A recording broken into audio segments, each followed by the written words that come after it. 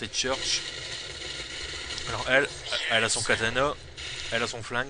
Alors pour les armes à feu, on peut choisir coup par coup, par rafale ou automatique.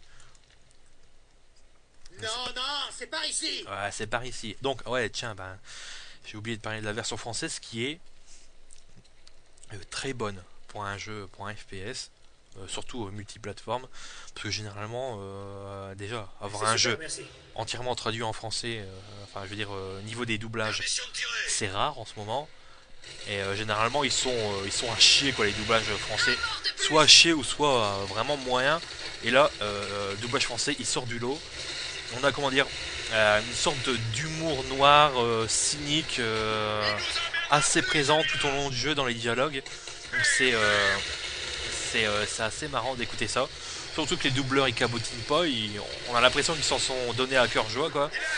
Donc ça fait bien plaisir. Donc alors là vous voyez le principe du jeu, bah, c'est comme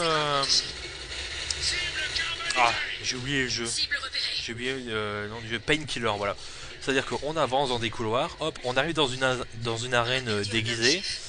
On peut pas sortir de l'arène, on doit buter tout le monde, puis après hop, l'arène est, on a une porte qui s'est débloquée, puis à nouveau un couloir, à nouveau une arène, et c'est tout le temps comme ça jusqu'au boss, parce qu'il y a des boss partout dans le jeu qui sont, certains sont faciles à avoir, d'autres on nous dit absolument pas comment il faut faire pour les avoir, donc faut avoir un peu de jugeote pour les pour les passer. Donc hop, je vais prendre Rawlings, tiens, pour changer. Ah bah j'ai pris Rawlings, il est mort quoi. Alors ça c'est ça le problème, c'est que y en a qui se mettent à couvert, d'autres pas. Donc ça c'est bien méchant. Bien sûr on a un zoom. Surtout avec elle, j'ai un gros zoom qui est bien utile. Ah je vais devoir prendre Cole. Parce que Cole il peut lui aussi prendre possession des corps des ennemis. Mise en place de la boucle temporelle. Ah, c'est pas Cole, c'est Jones. Je me suis trompé. C'est Jones. Jones, lui, il pourra prendre possession des corps ennemis. Sauf que il faut que j'ai l'ennemi bien de visu. Sinon, ça marche pas. Il faut que je prenne possession de leur corps. Vas-y, montre-toi, montre-toi. Hop. Il faut que je vise en fait. Bah voilà. C'est ça le problème, c'est que quand j'utilise un corps ennemi, forcément je me fais buter. Et c'est assez con. Bon, il faut que je réessaye. Il faut que je prenne son corps à lui. Vas-y, montre-toi. Hop. Attention! On doit trouver une faiblesse dans leur défense. Jones, tu peux Ah bah ça a pas marché. Ça a pas marché parce que je dois utiliser le corps ennemi. Montre-toi. Et je dois, voilà, hop, enflammer la bonbonne. Puis voilà, tout explosé. Bon ça c'est un passage scripté, on est obligé d'avancer que comme ça. Donc c'est pas super exceptionnel. Donc, je vais prendre par exemple Rawlings. Lui Rawlings il est cool parce qu'il a déjà 2 flingues. Donc c'est déjà, il se la joue John Woo style quoi. Et chacun peut être configuré différemment avec une munition standard, explosive ou fragmentation. Donc ça c'est bien cool. L'arme de gauche aussi. Donc ça fait style. Donc on avance, ça fait déjà 11 minutes qu'on est ensemble. Là, on va arriver, je crois que c'est à la fin du chapitre. On est déjà arrivé à la fin du chapitre. Enfin, je crois, enfin, je m'en souviens plus trop. Vous partez à la recherche de Fräulein Linstammer. Les autres, vous allez rester ici pour faire diversion. Voilà, c'est la fin du chapitre déjà quoi. Alors, vous voyez, les chapitres ils sont très courts. J'ai mis à peine 10 minutes, 11 minutes pour finir un chapitre. Donc c'est, je vous l'ai dit, la durée de vie, elle est super courte. Donc c'est vraiment dommage.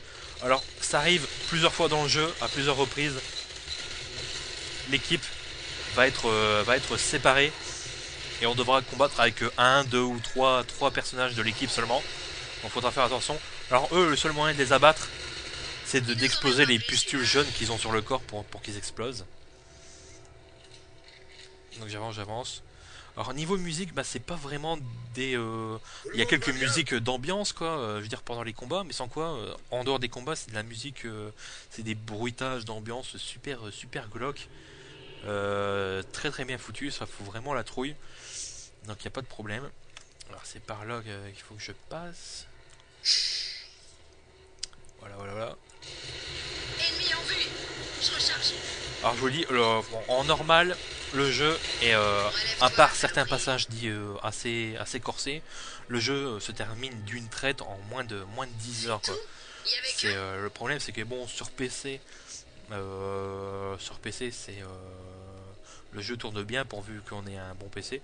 Par contre sur console, je sais pas trop ce qu'ils ont sur console, il doit être à peu près identique à la version PC, mais bon sur console il est sorti sur PS3 et 360. Et sur console, payer 70€ pour un jeu qui se finit en moins de 10 heures et qui est pas exceptionnel, franchement, ça vaut pas le coup quoi. Ça vaut pas le coup du tout. Est-ce que je vous conseille le jeu?